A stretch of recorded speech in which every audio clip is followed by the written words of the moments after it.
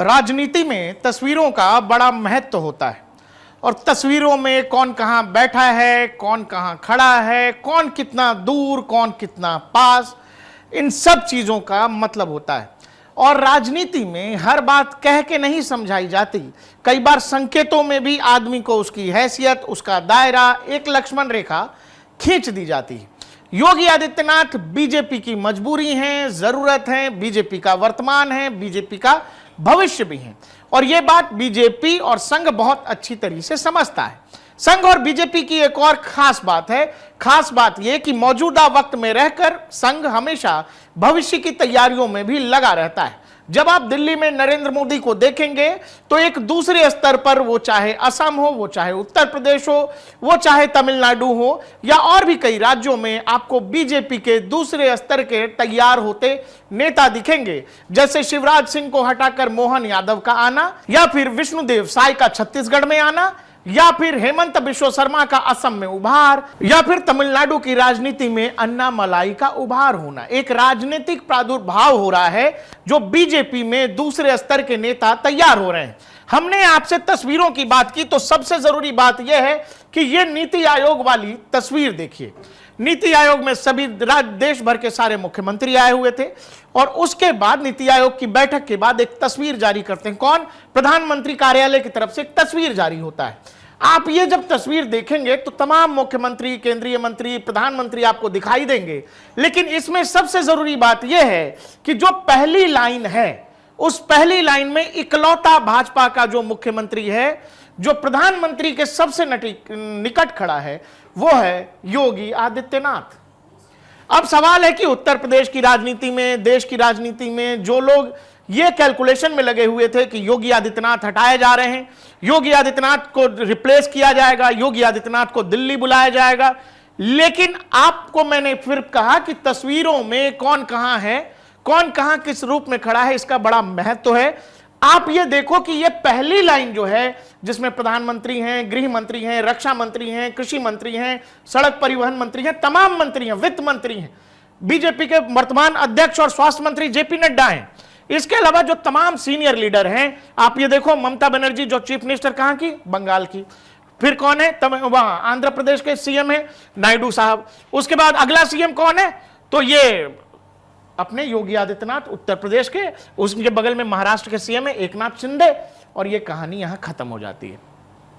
नीति आयोग की बैठक से ही जो तस्वीर रिलीज हुई, उसी में यह बात साफ हो गई कि योगी आदित्यनाथ का उत्तर प्रदेश की राजनीति में, भाजपा की राजनीति में, और संघ योगी आदित्यनाथ को भविष्य में कहां खड़ा देखना चाहता है। दूसरी तस्वीर भी उसी दिन जारी हो गई, क्योंकि उसी दिन तमाम मुख्यमंत्रियों की, जो बीजेपी के मुख्यमंत्री हैं अलग अलग राज्यों में, उनकी बैठक होनी थी, प्रधानमंत्री के नेतृत्व में बैठक होनी थी और सभी चीफ मिनिस्टर्स को प्रेजेंटेशन देना था।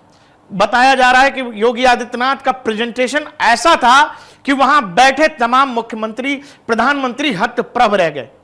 एक एक चीज, एक एक बारीक डिटेल को लेकर ऐसा प्रेजेंटेशन योगी आदित्यनाथ ने दिया जिसकी चर्चा पूरे दिल्ली में है। पूरा ल्यूटियंस इस बात की चर्चा कर रहा है कि भाई योगी आदित्यनाथ कब से इतने टेक्नोक्रेट हो गए कि इतनी डिटेलिंग के साथ उन्होंने कुंभ से जुड़ा एक प्रेजेंटेशन प्रधानमंत्री के सामने दिया। हम उसी दिन जारी हुई उस वाली बैठक की भी तस्वीर दिखाते हैं। हमारे पीछे वो तस्वीर है जो बीजेपी के तमाम मुख्यमंत्रियों के साथ जो बैठक थी, जो अलग अलग राज्यों के विकास पर चर्चा होनी थी, मुख्यमंत्रियों को प्रेजेंटेशन देना था, वो बैठक के बाद की ये तस्वीर है।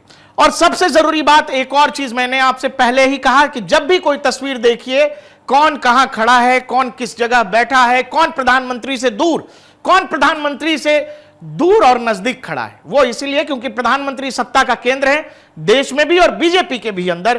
प्रधानमंत्री नरेंद्र मोदी भारतीय राजनीति में कल्ट हो गए, और उनसे कोई कितना दूर और कोई कितना नजदीक है, वो भविष्य में भी किसकी क्या हैसियत होगी, एक अवधारणा वहां से आपको मिल जाएगी। जब आप ये तस्वीर देख रहे हो तो आपको यहां दिख जाएगा कि ये तमाम मुख्यमंत्री जो अलग अलग राज्यों के हैं, बीजेपी के हैं, फिर भी सबसे नजदीक जो प्रधानमंत्री के मुख्यमंत्री बना है और दूसरी तरफ दाहिनी तरफ बैठा हुआ है, वो है योगी आदित्यनाथ। इसके अलावा तमाम मुख्यमंत्री हैं, गुजरात के हैं, माफ करिएगा मध्य प्रदेश के हैं, राजस्थान के, और इसके अलावा इधर भी तमाम मुख्यमंत्री आपको मिलेंगे, यहां असम के। तो आप दोनों तरफ, और एक और चीज मैं आपको बताना चाहता हूं भविष्य में बीजेपी की राजनीति जाएगी किस तरफ, सबका साथ सबका विकास, इसका क्या होगा, सबका विश्वास का क्या होगा। आपको दो नेताओं को ध्यान से देखना चाहिए। दाहिनी तरफ जो सबसे नजदीक मुख्यमंत्री हैं वो ही योगी आदित्यनाथ, और प्रधानमंत्री के बाईं तरफ जो सबसे नजदीक हैं वो है असम के हेमंता बिश्व शर्मा। इन दोनों ही नेताओं की जो जगह दी गई है उस सिटिंग पोजीशन में, जो पहली पंक्ति में, वो मायने रखता है। और इस बात का सीधा सीधा संकेत यह भी है कि आने वाले समय में संघ और बीजेपी दोनों मिलकर अपने हिंदुत्व के एजेंडे को और एग्रेसिवली आगे बढ़ाने वाले हैं।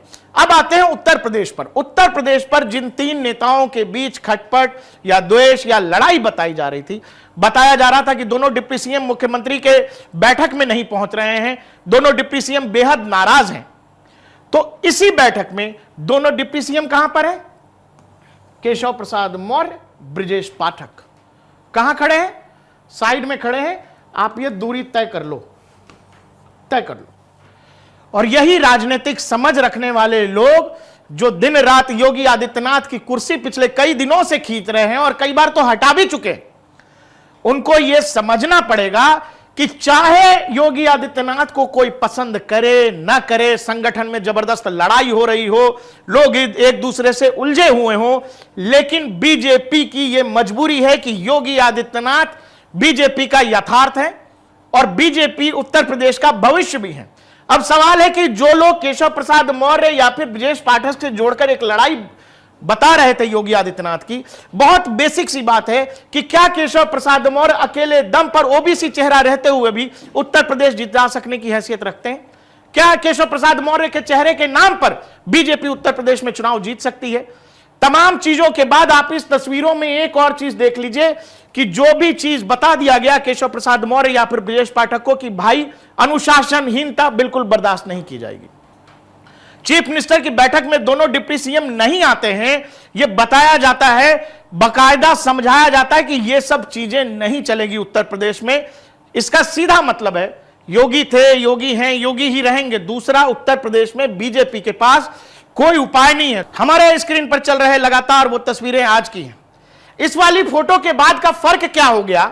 हर आदमी जो जहां बैठा है उसको पता चल गया कि वो किस हैसियत में पार्टी में है।